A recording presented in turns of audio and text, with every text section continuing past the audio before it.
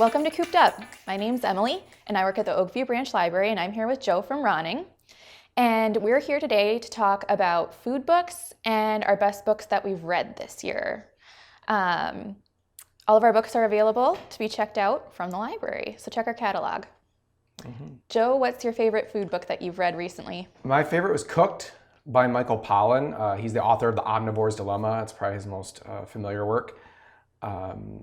It's an interesting exploration of food from the perspective of history, economics, philosophy, anthropology. He argues that our ability to modify natural food around us helped us to evolve and helped create culture. That might kind of sound dry and turn some people off, but trust me, it's done really well. If you want to maybe check it out, I think it's a Netflix documentary. It's been divided because the book is divided into 4 parts, each focusing on one of the classic elements. So fire, water, air, earth. Each represents a different method of cooking. So fire is barbecue.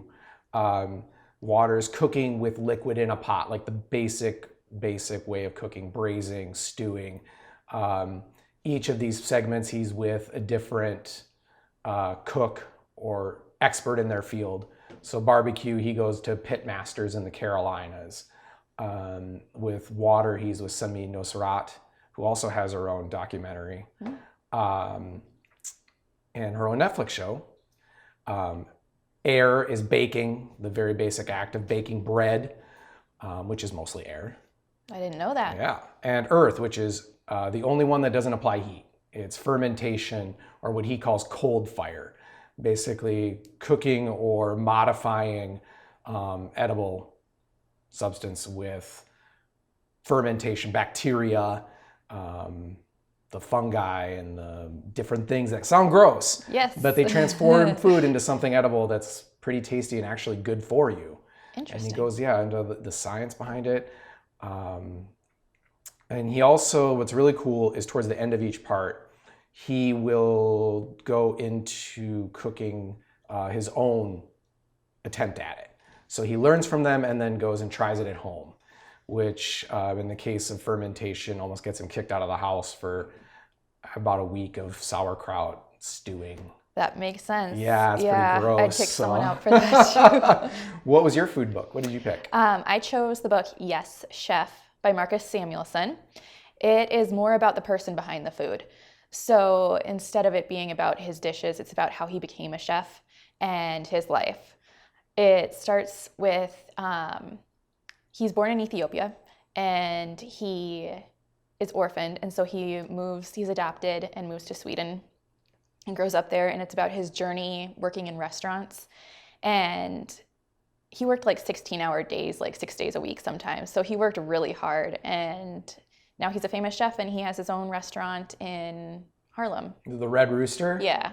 Yeah. So it's less dry, as you suggested yours was. And I like fiction better than nonfiction. So if you're a fiction reader, I would suggest this one over the Michael Pollan one. What did he want to do before he was a chef? I think you... Yeah, he wanted to be a soccer player. But if I remember right, he was too small compared to his Swedish teammates. Well, it worked out for him. I mean, he's one of the most well-known chefs in the world. Yeah.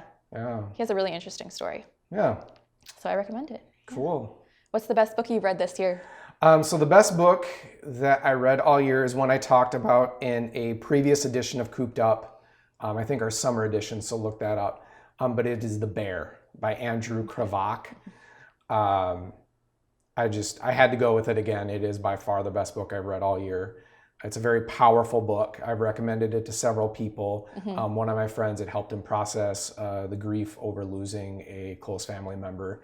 And he recommended it to his siblings. It's just so well done and about, it's a very nature-driven book and surviving in nature and just sort of the interconnectedness of everything and how we tell each other's stories. It's just, I can't recommend it enough. I really enjoyed it. I'm glad that other people enjoyed it too. Yeah. Awesome. My favorite book this year was a lot fluffier. It is the final book in the Paradise series by Ellen Hildebrand.